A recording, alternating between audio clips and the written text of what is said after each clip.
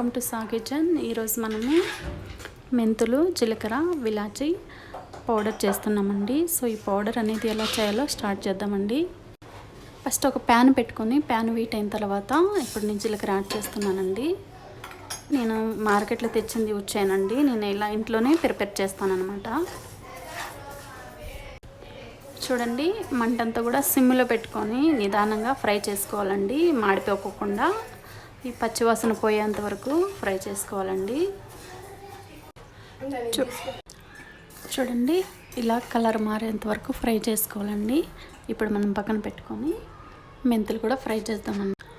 Next మెంతులు add చేస్తున్నానండి. మెంతులు కూడా లైట్గా ఫ్రై చేసుకోవాలండి సిమ్లో పెట్టుకొని. మెంతులన్నీ కూడా మంట అనేది సిమ్లో పెట్టుకొని ఫ్రై చేసుకోవాలండి, లేకపోతే మాడిపోతాయి అన్నమాట. చూడండి, ఇలా కలర్ మారేంత వరకు ఫ్రై చేసుకోవాలండి. ఇప్పుడు పక్కకు తీసుకొని కూల్ అయిన తర్వాత నెక్స్ట్ జీలకర్ర కూల్ అయిన తర్వాత ఇవన్నీ కూడా ఒక మిక్సీ జార్ తీసుకొని మిక్సీలోకి యాడ్ చేస్తున్నానండి. నెక్స్ట్ కొంచెం యాడ్ చేస్తూ గ్రైండ్ చేసుకోవాలండి. పైన్ పౌడర్లా గ్రైండ్ చేసుకోవాలి. చూడండి, ఇలా పైన్ పౌడర్లా చేసుకోవాలండి. ఇలా రావాలండి మెత్తగా. సో ఎందుకంటే మనం బయట మార్కెట్లో కొనుక్కోకుండా ఇంట్లోనే ప్రిపేర్ చేసుకోవచ్చు అనమాట. చాలా సింపుల్ వే అండి. నెక్స్ట్ ఒక గాజు బాటిల్ తీసుకొని ఈ జీలకర్ర పౌడర్ అంతా కూడా గాజు బాటిల్లోకి ట్రాన్స్ఫర్ చేసుకోవచ్చండి.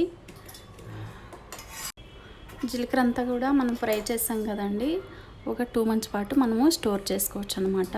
ఇలా గాజు బాటిల్లోకి తీసుకోవాలండి.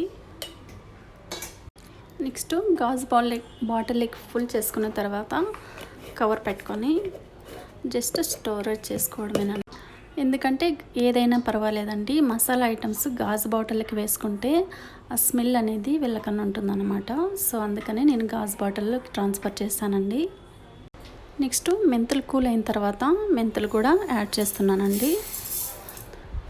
చూడండి, మెంతులు కూడా ఇలా పైన్ పౌడర్లా గ్రైండ్ చేసుకోవాలండి.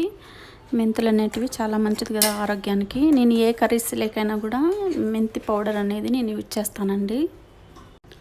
నెక్స్ట్ ఒక గాజు బాటిల్ తీసుకొని గాజు బాటిల్లోకి ట్రాన్స్ఫర్ చేస్తున్నానండి మెంతి పౌడర్ అంతా కూడా. నెక్స్ట్ మెంతి పౌడర్ అంతా కూడా ఇలా గాజు బాటిల్కి ఫుల్ చేసుకొని కవర్ పెట్టుకొని స్టోర్ చేసుకోవడమేనండి. చూడండి ఇలా.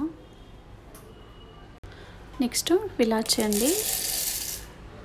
నెక్స్ట్ ఒక కవర్ పెట్టి ఇవి కూడా పైన్ పౌడర్లా గ్రైండ్ చేసుకోవాలండి.